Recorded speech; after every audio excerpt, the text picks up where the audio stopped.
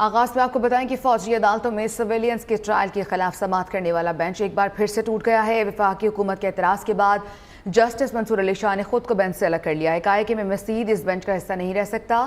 Chief justice عمیہ Bandial نے remarks دیے کہ اٹارنی جنرل صاحب آپ کی مرضی سے بینچ نہیں بنایا جائے گا۔ کس بنیاد پر وفاقی حکومت جسٹس منصور علی شاہ پر اعتراض اٹھا رہی ہے؟ آئینی بحث کے بجائے دیگر حربے استعمال کیے جا رہے ہیں۔ ابھی تو ملٹری کورٹس میں ٹرائل شروع ہی نہیں ہوا۔ جب کارروائی کا آغاز ہی نہیں ہوا تو آپ کیوں ٹرائل کے دوران سویلین کے حقوق کی بات کر رہے ہیں؟ کسی بڑے تنازع میں نہ پڑیں، دلائل کو سادہ رکھیں تاکہ ہم کسی کیس کی جلد کو ختم کر سکیں۔ جسٹس منیب اختر نے مزید کہا کہ کیا افواج کے افسران کا بھی ملٹری کورٹس میں کورٹ مارشل نہیں ہو سکتا؟ چیف جسٹس کی سربراہی میں 6 رکنی بینچ کی دوبارہ سماعت جاری ہے۔ صورتحال کیا ہے، سید فیصل سے جان لیتے ہیں۔ سید فیصل، سماعت کا احوال بتائیے گا۔ جی بالکل، سویلین افراد کا فوجی عدالتوں میں ٹرائل، اس کو لے کر بڑی اہم سماعت اس وقت سپریم کورٹ آف پاکستان میں جاری ہے۔ آج سماعت کے آغاز پر ہی جسٹس منصور علی شاہ جو ہیں انہوں نے اس بینچ سے اپنے آپ کو الگ کر لیا تھا، جب حکومت پاکستان کی جانب سے اٹارنی جنرل آف پاکستان جو ہیں ان کی جانب سے اس چیز کو باقاعدہ طور پر تسلیم کیا گیا تھا کہ حکومت نہیں چاہتی کہ ایک ایسا سینئر جج جو ہے اس بینچ میں شامل رہے جس کی وجہ سے کنفلکٹ آف انٹرسٹ آئے۔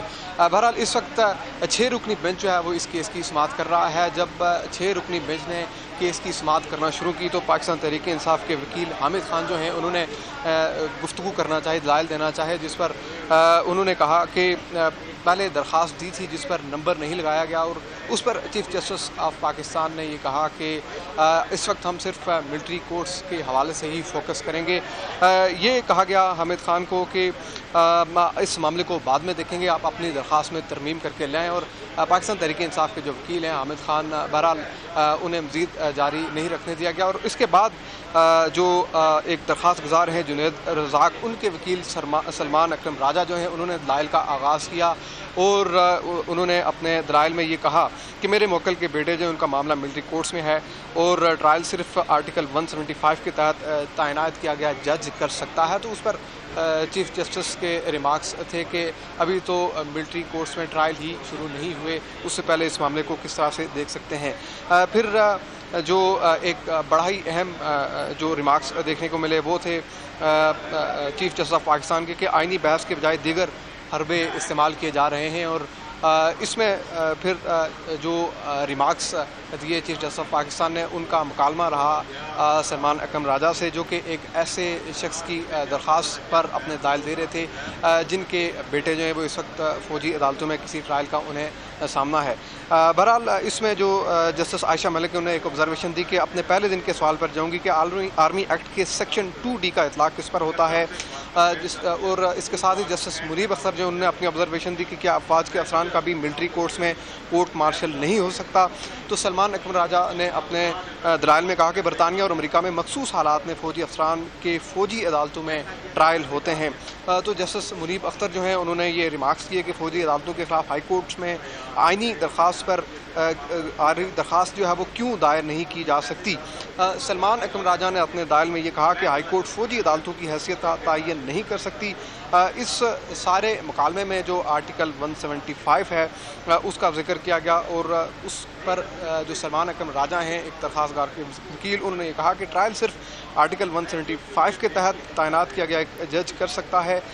چیف جسٹس آف پاکستان نے جو آبزرویشن دی، انہوں نے یہ کہا کہ آپ مفروضے پر بات کر رہے ہیں، جب ٹرائل ہوگا تو یہ ہونا چاہیے اور وہ ہونا چاہیے۔ پھر چیف جسٹس نے یہ بھی اپنے ریمارکس کیے کہ ابھی تو ملٹری کورٹس جو ہیں ان میں ٹرائل ہی نہیں شروع ہوا۔ ان کا اشارہ دراصل سلمان اکرم راجہ کے ان دلائل کے اوپر تھا جس میں وہ ایک ایسے سویلین شہری کی درخواست کے حوالے سے بات کر رہے تھے کہ ان کے موکل کو ملٹری کورٹس کے اندر جو ہے وہ مقدمات کا سامنا ہے۔ تو اس پر چیف جسٹس نے سلمان اکرم راجہ کو کہا کہ آپ اپنے کیس پر دلائل دیں، اور ہمارے پاس وقت محدود ہے، کل آخری ورکنگ ڈے ہے۔ یہ چیف جسٹس آف پاکستان نے ریمارکس کیے کہ وقت محدود ہے اور آخری ورکنگ ڈے آنے والے روز، جس سے بظاہر یہ تاثر مل رہا تھا کہ شاید عدالت اس معاملے کو، اس کیس کو جلد نمٹا دے گی۔ چیف جسٹس آف پاکستان نے یہ بھی کہا کہ کسی بڑے تنازع میں ہم نہیں پڑنا چاہ رہے، دلائل کو سادہ رکھیں تاکہ ہم کیس کو جلد ختم کریں۔ اس سب کے ساتھ جو जस्टिस आयशा मलिक हैं, उनके रिमार्क्स में स्पेसिफिकली जो मिलिट्री रूल्स का 2D है रूल, उस के हवाले से बात की गई और ये सवाल उठाया गया कि सवाल शुरू दिन से यही है कि ये जो मिलिट्री रूल्स का 2D है रूल, ये किस पर इसका नफाज होता है। इसमें फिर सलमान अकबर राजा जो हैं उन्होंने दायर दिया कि आइन में सिविलियन और फौजी अफसरान की तकसीम नहीं की गई और मुकदमा जो है वो एक अदालत में चले या दूसरी अदालत में फेयर ट्रायल्स में दीगर हुकूक मुतासर नहीं होने चाहिए। इस सारे मामले पर चीफ जस्टिस ऑफ पाकिस्तान ने रिमार्क्स किए कि क्या किसी का ट्रायल शुरू हुआ या नहीं। मफरूज़े ठीक की है, बात बहुत शुक्रिया आपका सैयद फैसल, आप इस समात के हवाले से हमें तफसीली अपडेट कर रहे थे। परवेज इलाही तीसरी बार गिरफ्तार हो चुके हैं। पंजाब पुलिस ने पीजीआई सदर को एक बार फिर गिरफ्तार कर लिया है। साबिक वज़ीर आला को दोबारा जमानत मिली लेकिन वो रिहा नहीं हो सके। परवेज इलाही को भर्ती में करप्शन के केस में पहले एंटी करप्शन ने गिरफ्तार किया था, दूसरी बार मनी लॉन्ड्रिंग के इल्ज़ाम में FIA ने हिरासत में लिया और दोनों केसेस में जमानत भी हुई लेकिन जमानत के बावजूद उन्हें रिहाई नहीं मिल सकी। FIA ने परवेज इलाही को जिला कचहरी में पेश कर दिया है। तफसीलात जान लेते हैं, नईम मलिक हमारे साथ मौजूद है। नईम मलिक, जमानत मिली लेकिन रिहाई क्यों नहीं मिल सकी और तीसरी बार उनको गिरफ्तार किया है, किस केस में किया है? जी बिल्कुल, साबिक वज़ीर आला पंजाब चौधरी परवेज इलाही को ये छठी मरतबा गिरफ्तार किया है। 3-4 मरतबा तो एंटी करप्शन से जो अदालत से उन्हें जमानत मिली, फिर गिरफ्तार कर लिया गया। 2 दफा FIA ने जो कि केस में उन्हें जमानत मिली, आज फिर जो कि उनको जेल से गिरफ्तार कर लिया। गुज़िश्ता रोज जो कि स्पेशल सेंट्रल कोर्ट ने उनकी जो कि गिरफ्तार उनकी जमानत मंजूर कर ली थी। FIA ने की टीम ने जो कि ये मुकदमा नंबर 6 है जिसमें मनी लॉन्ड्रिंग का मुकदमा है सारा अफजल बानो के, उस मुकदमे में इन्हें गिरफ्तार किया है। FIA ने बख्तरबंद गाड़ी में गिरफ्तार करके जेल से लेकर यहाँ पर जिला कचहरी में पहुंची है। जिला कचहरी में जो कि जुडिशल मजिस्ट्रेट वो जो कि गुलाम मुर्तजा बिरक उनकी जिस्मानी रिमांड पर समाअत करेंगे। ठीक है नईम, बहुत शुक्रिया आपका। अभी आपको बराह रास्त ही चलेंगे, वफाकी वज़ीर ख़ज़ाना इसहाक़ डार तकरीब से खिताब कर रहे हैं। यानी इस्लामाइजेशन इस सिस्टम को करने नताइज निकले थे। मैं 2013-2017 टेन्योर की बात कर रहा हूँ। करीबन 21% बैंकिंग जो है अल्हम्दुलिल्लाह वो उन तमाम इक़दामात और जो कोशिशें हुई उसके नतीजे में इस्लामी बैंकिंग 21% जो है अपना शेयर हासिल कर चुकी है और बहुत तेज़ी से उस तरफ रुझान है। तो उसी एक कामयाब तजर्बे को सामने रखते हुए इसको दोबारा शुरू किया गया और फिर बजट में मैंने अर्ज़ किया था कि हम 1 जुलाई से यानी 30 जून तक हम नई प्रोडक्ट इस्लामिक प्रोडक्ट्स जो हैं वो लॉन्च करेंगे। नेशनल सेविंग उस पर काम कर रहा था। मैं इनको कॉम्प्लीमेंट पेश करता हूँ, इन्होंने बहुत मेहनत की है। इनके साथ मेरे अपने जो फाइनेंस मिनिस्ट्री के जो कॉलीग्स हैं, डेट डिपार्टमेंट में DG डेट हैं, दूसरे साथी हैं, इन्होंने बट साहब है, तो इन सब लोगों ने इस यानी इस्लामी जो एक तरफ एक हमारी यानी मूवमेंट है और एक कोशिश है उसमें इन्होंने अपना भरपूर किरदार अदा किया। 4 प्रोडक्ट्स इन्होंने इस वक्त अल्हम्दुलिल्लाह लॉन्च कर रहे हैं 1 जुलाई से और ये नेशनल सेविंग्स की प्रोडक्ट्स हैं। ये हमारा जो सेंट्रल डायरेक्टरेट है नेशनल सेविंग्स जो कि ऑब्वियसली फाइनेंस मिनिस्ट्री का एक विंग है और एक हिस्सा है, तो इसमें ये चारों प्रोडक्ट्स जो 1 साल का प्रोडक्ट है, 3 साल का है, 5 साल का है और फिर सेविंग्स अकाउंट है जिसमें मंथली मुनाफा, लेकिन इस्लामी बेसिस के ऊपर आप उसको ले सकते हैं। अपना जो अपना असल सरमाया है, प्रिंसिपल अमाउंट, वो भी किसी वक्त भी निकाल सकते हैं।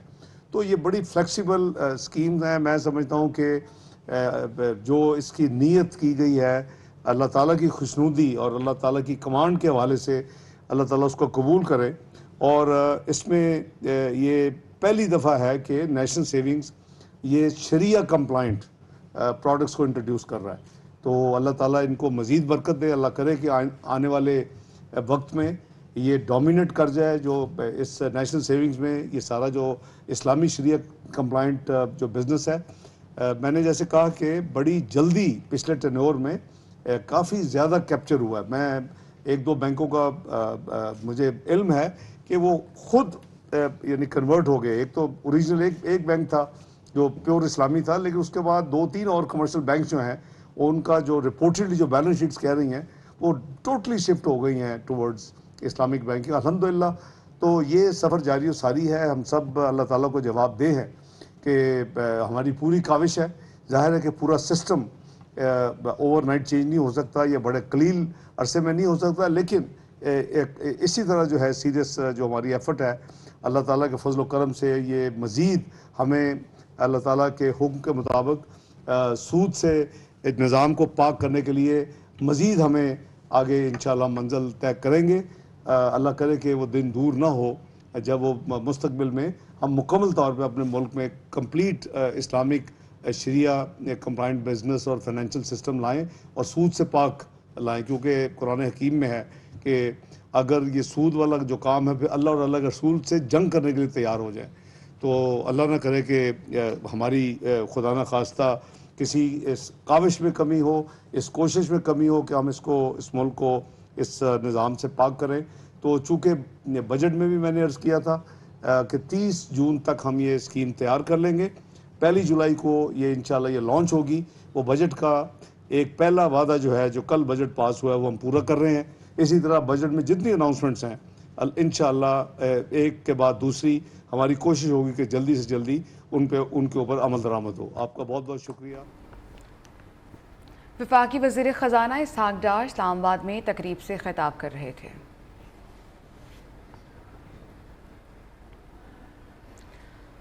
और अभी सियासी मैदान से खबर ये है कि दुबई पाकिस्तानी सियासत का मरकज़ बन चुका है। आसिफ जरदारी, बिलावल भुट्टो भी दुबई पहुंच चुके हैं। नवाज शरीफ और मरीम नवाज पहले से ही दुबई में मौजूद हैं। नवाज शरीफ और आसिफ जरदारी की मुलाकात का इम्कान है। अहम हुकूमती उमूर, आम इंतखाबात, निगरान सेटअप समेत सियासी सूरत हाल पर तबादला ख्याल किया जाएगा। नवाज शरीफ की वतन वापसी के लिए दुबई में अहम मुलाकातें होंगी। नून लीग के मरकज़ी रहनुमाओं का दुबई जाने का इम्कान भी है। नवाज शरीफ और मरीम नवाज पहले से ही दुबई में मौजूद हैं।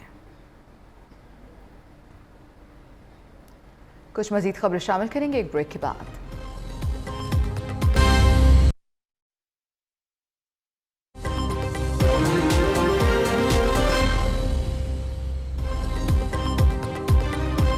कराची के माड़ी में बेनज़ीर इनकम सपोर्ट प्रोग्राम में भगदड़ मचने से मुतादिद ख़वातीन ज़ख्मी। बेहोश होने वाली 8 ख़वातीन में से 3 की हालत तशवीशनाक।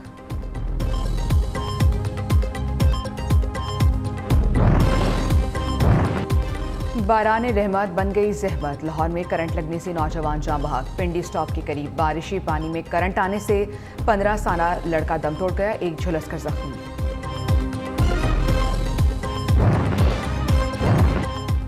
और साबिक प्रिंसिपल सेक्रेटरी आजम खान की बाजियाबी के लिए दायरी दरख्वास्त पर समाअत। इस्लामाबाद हाई कोर्ट ने SSP ऑपरेशंस को ज़ाती हैसियत में तलब कर लिया।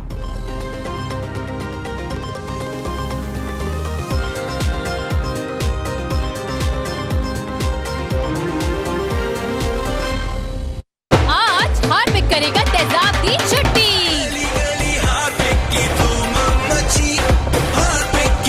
कमोड की सफाई में हार्पिक 10X से बेहतर कुछ नहीं हो ही नहीं सकता।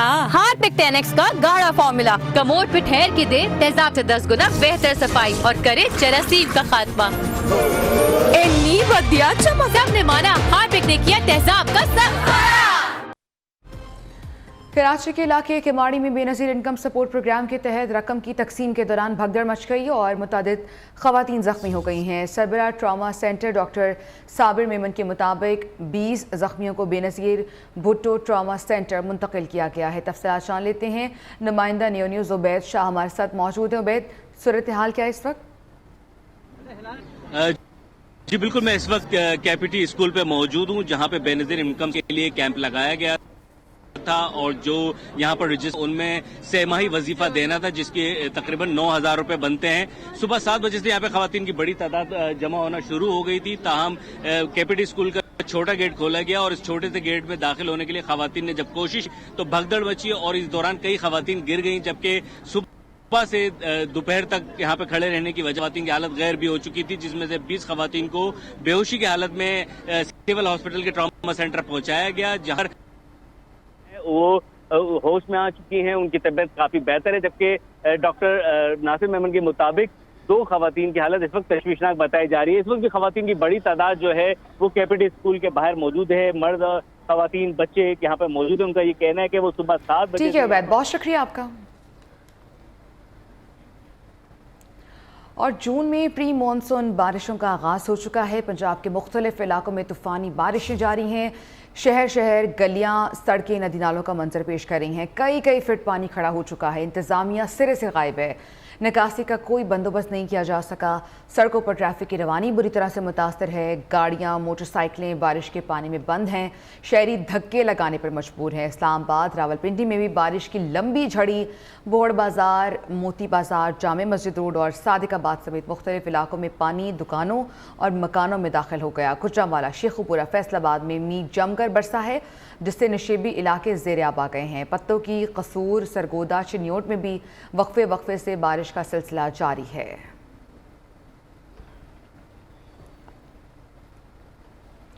लाहौर में बारिशों से हर तरफ पानी की मनमानी है। मुख्तलिफ इलाके नदी नाले सड़कें तालाब का मंजर पेश कर रहे हैं। लाहौर कलमा चौक में 2.5 फुट तक पानी जमा हो गया है, जिससे एक दरख्त गिर गया है। अब्दुल वहीद रब्बानी हमारे साथ मौजूद है, उनसे ताज़ा तरीन सूरत हाल जान लेते हैं। अब्दुल वहीद, बताइएगा बारिश के बाद की क्या सूरत हाल है इस वक्त? जी बिल्कुल, अगर शहर लाहौर के मौसम की बात की जाए तो गुज़श्ता शाम से होने वाली जो बारिश है उसका सिलसिला तो रुक चुका है, मगर उसके बाद बारिश के बाद जो मौसम है वो एक कहीं कुछ मकामात पर हसीन नज़र आ रहा है और कहीं जो अबस का जो अबस है वो बनी हुई है। मगर उसके बाद जो बारिश के दौरान जो मुख्तलिफ मकामात पर पानी खड़ा और इसके साथ साथ मुख्तलिफ जगहों से जो दरख्त गिरने के वाक़यात सामने आए हैं। बिजली के जो खंभे हैं वो भी गिरे हैं। एक गुलबर्ग का ये इलाका जहाँ मैं मौजूद हूँ, जहाँ ये जो दरख्त है मुकम्मल तौर पर ज़मीन बोस हो चुका है और इस दरख्त ने जो बिजली की जो खंभा है उसको भी अपनी लपेट में लिया। बिजली की जो तारें हैं वो भी इस लपेट में आई हैं और मुकम्मल तौर पर बिजली के अलावा जो बाकी नेटवर्किंग की तारें थी वो भी इससे मुतासर हुई हैं। इस तरह इस दरख्त को गिरे हुए वक्त काफ़ी गुजर चुका है, मगर ताहाल मुतलका जो अकाम है वो यहाँ नहीं पहुँचे और इसके अलावा जो इस पूरे इलाके की जो बिजली है वो मुकम्मल तौर पर बंद है। जो नेटवर्किंग है वो बंद है। सिर्फ यही नहीं, लाहौर के मुख्तलिफ मकामात पर इस तरह के जो वाक़यात हैं वो पेश आए हैं, क्योंकि जो बारिश है वो आज सुबह से तो थम गई थी, मगर बारिश के बाद जो तबाही आई है, जो मुख्तलिफ सड़कों पर जो पानी खड़ा हुआ है वो इसी तरह मौजूद है। अगर गुलबर्ग की मैं बात करूँ, जो कलमा चौक अंडर पास है उसमें भी पानी खड़ा है। शहरियों को गुजरने के लिए मुश्किलात का सामना करना पड़ रहा है। पैदल गुजरना तो शहरियों के लिए बिल्कुल दुश्वार हो चुका है। गाड़ी या मोटर बाइक पे अगर वो गुजरते हैं तो तब भी उनको मुश्किल पेश आती है और अक्सर गाड़ियाँ और इसके अलावा जो मोटर बाइक्स हैं वो बंद भी हो चुकी हैं पानी में। ठीक है वहीद, बहुत शुक्रिया आपका। लाहौर में बारिशों ने ज़िला इंतज़ामिया की कारकर्दगी का पोल खोल दिया है। वास्ता की पेशगी इक़दामात ना होने के बराबर हैं और जिससे नशेबी इलाके भी डूब गए हैं। सड़कों पर कई कई फीट पानी जमा है। शहरी ख्वार होकर रह गए हैं। सूरत हाल बता रहे हैं हमारे नुमाइंदे मोहम्मद उवैस, जो इस वक्त ज़हूर इलाही रोड पर मौजूद हैं। जी बिल्कुल जी, सूबाई दारुल हुकूमत में जो है मानसून की पहली बारिश जो है वो हो चुकी है। वो पहली बारिश ने ही लाहौर की वासा इंतज़ामिया की पोल जो है वो खोल के रख दी कि वासा इंतज़ामिया जो है वो लाहौर शहर में कितना काम कर रही है कितना नहीं। मैं किसी दरिया या किसी तालाब के किनारे पर नहीं बल्कि ज़हूर इलाही रोड पर खड़ा हूँ और इस वक्त यहाँ पे बारिश की वजह से जो सड़कें हैं वो तालाब और नदी नालों का जो है वो मंजर पेश कर रही हैं। शहरियों को यहाँ से गुजरने में जो है वो काफ़ी मुश्किलात का सामना करना पड़ रहा है। शहरी जो है वो घरों से अपनी फैमिलीज के साथ बाइक्स पे जो है वो निकलते हैं, लेकिन बाइक्स जो है वो पानी में आके खराब कर दी जाती है। मैं वाजिया यहाँ पे करना चाहता हूँ कि महकमा मौसमियात की जानिब से जो है पहले ही अलर्ट जारी कर दी गई थी कि मानसून की जो बारिशें हैं वो 25 से 30 जून तक जो है वो लाहौर शहर में बरसेंगी और इसके बावजूद भी जो है वो वासा की जानिब से लाहौर शहर में पानी की निकासी के लिए जो है वो कोई इंतजाम जो है वो नहीं सामने नजर आ रहे। साफ सड़कें जो है इस वक्त वो तालाब का मंजर जो है वो पेश कर रही है। आप मेरे पीछे देख सकते हैं कि जो शहरी आ रहे हैं वो किस तरह अपनी मुश्किलात का जो है उनको सामना करना पड़ रहा है, किस तरह से वो बाइक्स जो है अपनी फैमिलीज को साथ बिठाकर लेकर आ रहे हैं, लेकिन वो उनकी बाइक्स जो है पानी में बंद होने की वजह से उन्हें जो है वो पैदल चल के आना पड़ रहा है। लोग जो है वो ऑफिस में जा रहे हैं, कुछ लोग जो है वो मुख्तलिफ जगहों पर जॉब्स में जा रहे हैं, लेकिन उनको जो है वो उनके जो कपड़े हैं वो गंदे होकर वो सारा तालाब जो पानी यहाँ पे बना हुआ है, जो पानी यहाँ पे मंजर पेश कर रहा है, उसमें से गुजर के जाना पड़ रहा है। जी बहुत शुक्रिया आपका। सड़कों से बर वक्त निकासी आब यकीनी बनाया जाए, ऐसा कहना है निगरान वज़ीर आला पंजाब मोहसिन नकवी का।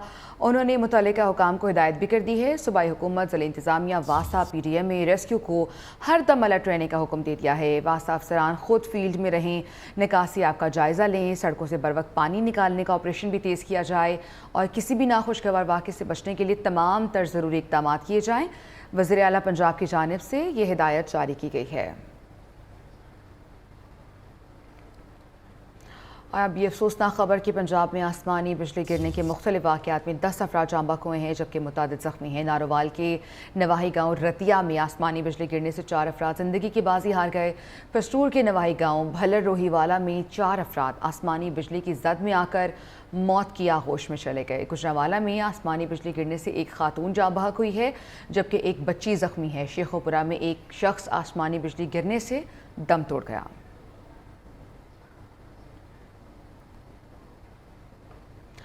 تو جناب قدرت کا اے سی چل چکا ہے، گرمی کا قہر بھی ٹل گیا ہے۔ بادل برستے ہی گرمی کی لہر میں بھی بریک آ گیا ہے۔ گرمی اور لوڈ شیڈنگ سے مرجھائے چہرے کھل اٹھے ہیں۔ باران رحمت سے رت ہی بدل گئی ہے، چرند پرند بھی خوش ہو گئے۔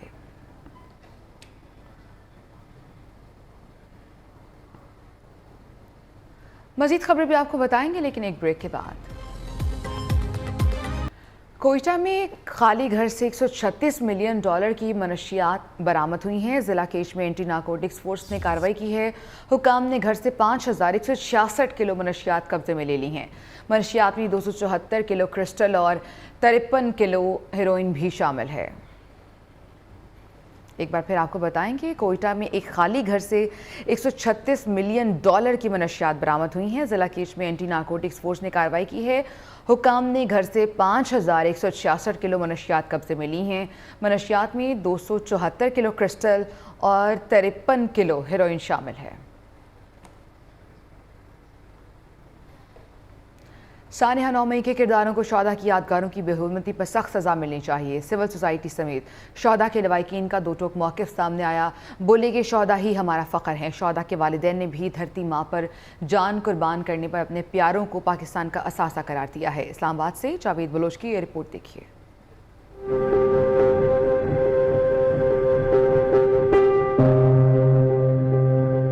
وطن کے لیے جان کا نذرانہ پیش کرنے والے شہداء کو پوری قوم خراج عقیدت پیش کرتی ہے۔ شہداء کی یادگاروں کی بے حرمتی کرنے والے ملک دشمن ہیں۔ دھرتی ماں کے لیے قلعہ سیف اللہ میں جان کی بازی لگانے والے نائب صوبیدار محمد آصف شہید کے لواحقین نے 9 مئی کو شہداء کی یادگاروں کی بے حرمتی کرنے والے مظاہرین کے خلاف سخت سے سخت سزا دینے کا مطالبہ کیا ہے۔ 9 مئی کو جب یہ واقعہ ہوا تھا تو انہوں نے شہیدوں کی تصویریں جلائی، ان کی بے حرمتی کی کہ میں حکومت سے یہ اپیل کرتا ہوں کہ ان کو ایسی کڑی سے کڑی سزا دی جائے کہ ان کی آنے والی نسلیں بھی یاد رکھیں۔ میرا بہادر بچہ ہے، میرا شیر بچہ ہے، میرا گھر کا بچہ ہے، گھر کا سربراہ ہے، یاد آنے میرے بچڑے 9 مئی کو جو یہ واقعہ ہوا ہے اور شہیدوں کی تصویروں کو جلایا گیا اور ان کی بے حرمتی کی گئی، ان کو سخت سے سخت سزا دی جائے۔ ہمارا ابو جب چلا گیا تھا ہمیں نہیں پتہ چلا تھا، اس نے ہمارے سر پہ ایسے ہاتھ رکھا، ہمیں ایسا لگتا ہے جیسے ہم آج یتیم ہوئے ہیں۔ ہمیں فخر ہے کہ ہمارے بھائی نے شہادت حاصل کی۔ دوسری جانب سپورٹس کلب کے وفد نے جناح ہاؤس لاہور کا دورہ کیا۔ وفد نے سانحہ 9 مئی کی مذمت کرتے ہوئے کرداروں کو سخت سزا دینے کا مطالبہ کر دیا۔